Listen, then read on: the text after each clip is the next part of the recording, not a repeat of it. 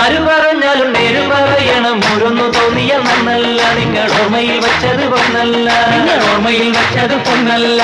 നെല്ലും പതിരും തിരിച്ചറിഞ്ഞിടണം. എല്ലാരും മാവേലിമാരല്ല, നമ്മളെല്ലാം ഹരിചന്ദ്രന്മാരല്ല, നമ്മളെല്ലാം ഹരിചന്ദ്രന്മാരല്ല.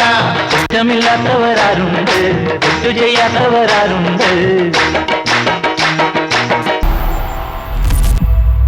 ഇവിടെ നമ്മൾ ചർച്ച ചെയ്യുന്നത് കഴിഞ്ഞ കുറച്ച് വർഷക്കാലം കൊണ്ട് നമ്മുടെ കേരളത്തില് വന്നിട്ടുള്ള സ്ത്രീ പീഡനങ്ങളുടെയും ഇവിടെ സ്ത്രീകൾ അനുഭവിച്ചിരിക്കുന്ന ദുരിതത്തെക്കുറിച്ചാണ്.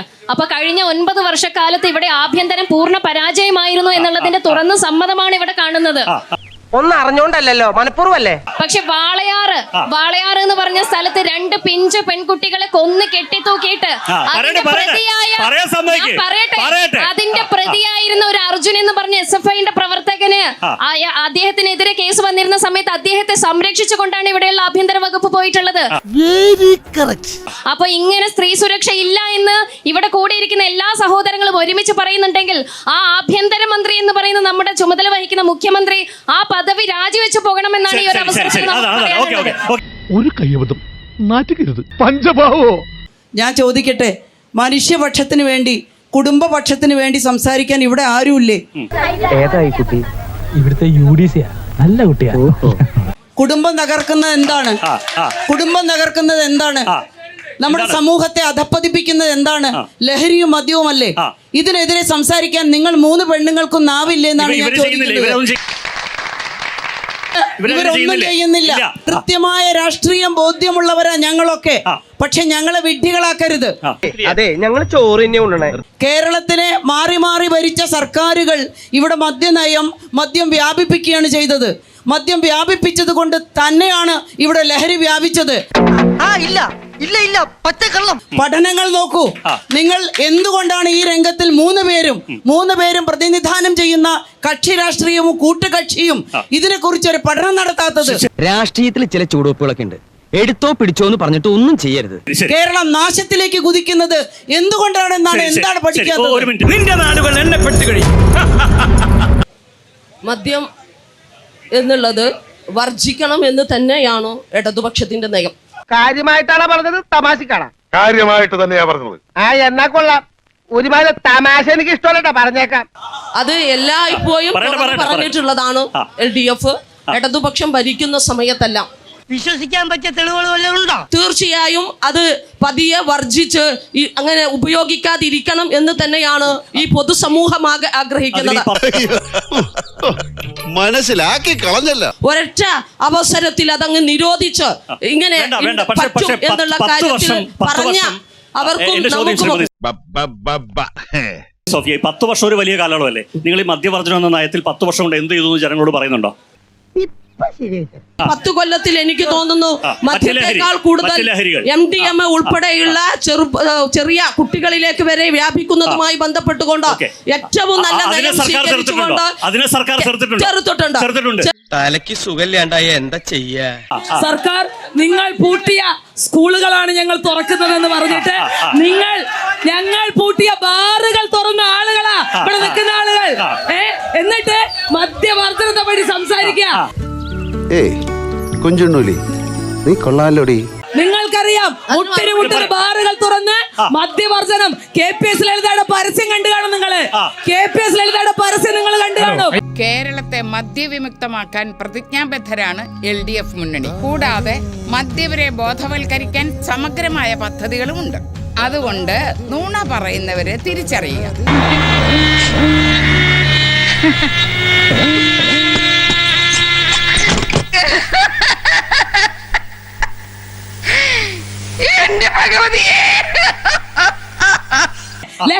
ലഹരിയെ പറ്റി വലിയ വർത്താനം പറഞ്ഞല്ലോ. 9 വർഷം ലഹരി തടയാൻ 10 കൊല്ലം മുൻപത്തതുപോലെയാണ് ഇപ്പോൾ കേരളത്തിലെ ലഹരിയുടെ അവസ്ഥ. അങ്ങനെ വരാൻ വഴിയില്ലല്ലോ. പക്ഷെ അങ്ങനെ വന്നല്ലോ. ഇപ്പോൾ കേരളത്തിലൂടെ ഒഴുകുന്ന രാസലഹരിയുടെ അവസ്ഥ എന്താ? ഈ ആഭ്യന്തര വകുപ്പും എക്സൈസ് വകുപ്പും വെറും പാഴാണ് എന്ന് തെളിയിക്കാൻ ഇവിടുത്തെ ലഹരിയുടെ ഒഴുക്ക് മാത്രം മതി. എന്റെയും നിങ്ങളുടെയും കുഞ്ഞുങ്ങളുടെ വീടുകളിലേക്ക്, കൈകളിലേക്ക്, സ്കൂളുകളിലേക്ക് ലഹരി എത്തുന്നില്ലേ? മുഖ്യമന്ത്രി രാത്രി എന്ന് പറഞ്ഞാൽ രാത്രി കേൾക്കും, പകല് കേൾക്കും. അങ്ങനെയാണെന്നുണ്ടെങ്കിൽ ഈ ശശി തരൂരും മുല്ലപ്പള്ളി രാമചന്ദ്രനൊക്കെ നല്ല ഭരണത്തിനെ കുറിച്ചിട്ട് ഈ ഭരണത്തെക്കുറിച്ചും ഈ 9 കൊല്ലത്തെ വർഷത്തെ ഭരണത്തെക്കുറിച്ചും നല്ല മെസ്സേജ് കൊടുത്ത സാഹചര്യം ഉണ്ട്. അതിനെ തള്ളി പറയാൻ സാധ്യത അവർക്ക്. അയക്കെന്തറ പ്രാന്താണ്. അയ്യോ പൊന്നു മോനെ, പ്രാന്ത് എന്ന് പറഞ്ഞ ഈ സൂക്കേടിനെ കുറച്ച് കാണരുത്. ഇത് അതുക്കും മേലെ സഖാക്കള് മാത്രല്ല, ബഹുമാനപ്പെട്ട എംഎൽഎമാരും മുൻ KPC പ്രസിഡന്റുമാരും ഒരുപാട് പുകഴ്ത്തി പറഞ്ഞ ഈ ഭരണത്തെ പറ്റി ഈ ലോകം പുകഴ്ത്തി പറഞ്ഞിട്ട് പിണറായിന്റേതായിട്ടില്ല. പിണറായി രണ്ടാമത് മുഖ്യമന്ത്രി പിണറായി അവർക്ക് തോന്നുന്നു. പിണറായിനോട് വിരോധം ഉണ്ടെങ്കിൽ അടുത്ത നിയമസഭയിൽ തോൽപ്പിച്ചൊരു മൂലക്കരിത്തിയിട്ടാണ് മറുപടി ഇത്ര ആളുകൾ അവഗണിക്കണം. കാണ്ടാമൃഗത്തിന് പോലും ഇത്രയും തെളിക്കെട്ട് കാണുമോ എന്നാണ് സംശയം.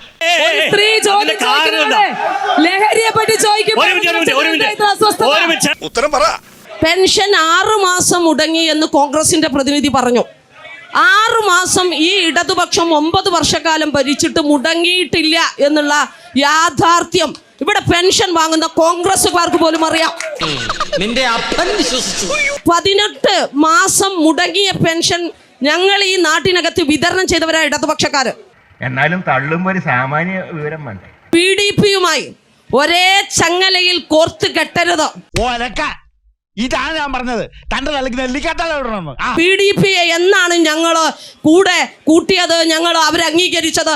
അവരവരുടെ ആദ്യകാല നയങ്ങളിൽ നിന്നും തീർത്തും മാറിക്കൊണ്ട് ശരിയുടെ പാതയിലേക്ക് തിരിച്ചു വരുന്ന സമയത്ത് അവരെ പുറങ്കാലുകൊണ്ട് തൊഴിക്കേണ്ട കാര്യമില്ല. മനസ്സിലായില്ല.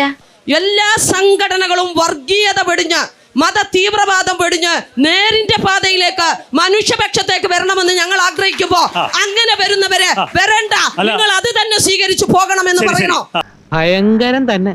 ഈ PDP ഇതൊക്കെ തീർത്തു എന്നുള്ള സത്യവാങ്മൂലം എവിടെയെങ്കിലും കൊടുത്തിട്ടുണ്ടോ? ഞങ്ങൾ ഇത് ഈ പൊതുസമൂഹത്തിനകത്ത് ബോധ്യമാണ്. ഊമ്പിപ്പോയി. ഒരു പാർട്ടിയും അങ്ങനെ ഒരാൾക്ക് എഴുതി കൊടുത്തിട്ടല്ല. പൊതുസമൂഹത്തിനകത്ത് അവര് നടത്തുന്ന പ്രവർത്തനങ്ങൾ പൊതുസമൂഹത്തിന് ബോധ്യമാണ്. കണ്ടാലും തോന്നും. പിണറായി വിജയനല്ലേ? സംശയമുണ്ടോ? ജമാഅത്തിന് വോട്ട് കിട്ടിയെന്ന് പറയുന്ന വീഡിയോ ആണ്. അങ്ങനെ ഒരു സംഭവം ഉണ്ടായി. സാധാരണ BJP എപ്പോഴും ഒരു വർഗീയ പാർട്ടി എന്നുള്ള ചിത്രീകരണമാണ് ഉണ്ടാവാറ്. മതേതര പാർട്ടി എന്നുള്ള ലേബലാണ്. മതേതര പാർട്ടി എന്ന ലേബലിലാണ് കോൺഗ്രസും LDFും അവര് സ്വന്തം ക്ലെയിം ചെയ്യുന്നത്. പക്ഷെ ഈ ഇലക്ഷൻ വന്ന സമയത്ത് ജമാഅത്ത് ഇസ്ലാമി എന്ന് പറഞ്ഞൊരു സംഘടനയുടെ പിൻബലം കോൺഗ്രസ് ആവശ്യപ്പെടുകയും അത് വളരെ സ്നേഹപൂർവ്വം സ്വീകരിക്കുകയും ചെയ്യുന്ന സമയത്ത് നമ്മൾ ചിന്തിക്കേണ്ട LDFകാർക്ക് അതിനെ എങ്ങനെ ക്രിട്ടിസൈസ് ചെയ്യാൻ സാധിക്കും എന്നുള്ളതാണ്. അങ്ങനെ പറയരുത്. എല്ലാവരും അങ്ങനെ കാണരുത്. എല്ലാവരും അത്രക്കാരല്ല.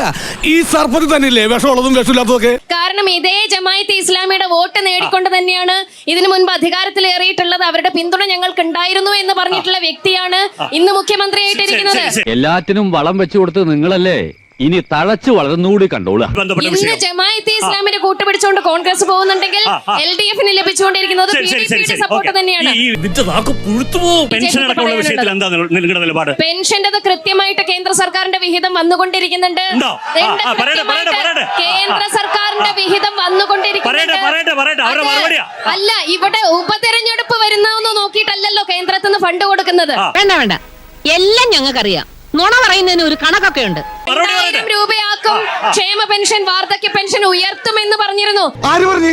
എപ്പോ പറഞ്ഞു? ഈ നാട് കണ്ട ഏറ്റവും വലിയ ദുരന്തം വയനാട് ഉണ്ടായിട്ട് പ്രധാനമന്ത്രി വന്ന് ഒരു കുട്ടിയെ ലാളിച്ച് പൊറാട്ട് നാടകം കളിച്ച് തിരിച്ചു പോകാനല്ല, എന്തു കൊടുത്തു ആ ജനതക്ക്. തനിക്ക് രാഷ്ട്രീയം പറഞ്ഞാൽ മനസ്സിലാവൂന്ന് എനിക്കറിയില്ല. പറഞ്ഞോളൂ. എന്റെ ആശാവർക്കർമാരത് പറയരുത്.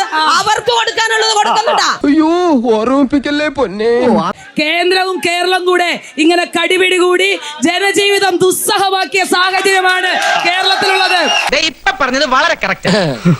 PV അൻവർ എന്ന് പറയുന്ന ഒരു ഫാക്ടറെ ഇവിടെ ഇല്ല. 2024 നവകേരള സദസ്സിൽ ബഹുമാന്യനായ മുഖ്യമന്ത്രിയെ വേദിയിലിരുത്തിക്കൊണ്ട് അന്നത്തെ അദ്ദേഹത്തിന്റെ ഒരു അധ്യക്ഷ പ്രസംഗമുണ്ട്. ആ പ്രസംഗത്തിനകത്ത് ഈ മണ്ഡലത്തിനകത്ത് നടത്തിയ വികസന പ്രവർത്തനങ്ങളെ കുറിച്ച് പറഞ്ഞ് അദ്ദേഹം അവസാനിക്കുന്നത്, ഞാൻ എന്ത് ചോദിച്ചാലും ഈ മുഖ്യമന്ത്രിയും മന്ത്രിമാരും കൈമറന്ന് ഈ നിലമ്പൂരിനെ സഹായിച്ചിട്ടുണ്ട്. നിലമ്പൂരിലെ ജനതയ്ക്ക് വേണ്ടി ഞാൻ നന്ദി പറയുന്നു. അത് ഇടതുപക്ഷത്തിന്റെ നിലപാടാണ്. അത് 140 മണ്ഡലങ്ങളിലും നടന്നിട്ടുണ്ട്. അത് തുടരുക തന്നെ ചെയ്യും. മൂന്നാം മുന്നണി ഈ കേരളത്തിനകത്ത് മൂന്നാമത് ഇടതുപക്ഷം തന്നെ അധികാരത്തിൽ വരും. ഒരിക്കലും ഈ നാട്ടുകാർക്ക് ഒരു അബദ്ധം പറ്റി, പക്ഷെ ഇനി അത് ഉണ്ടാവില്ല. ചിണ്ട ചിട്ട ചിണ്ട ചിട്ട ചിണ്ട ചിട്ട ബലികൊടി രംഗളേ ബലികൊടി രംഗളേ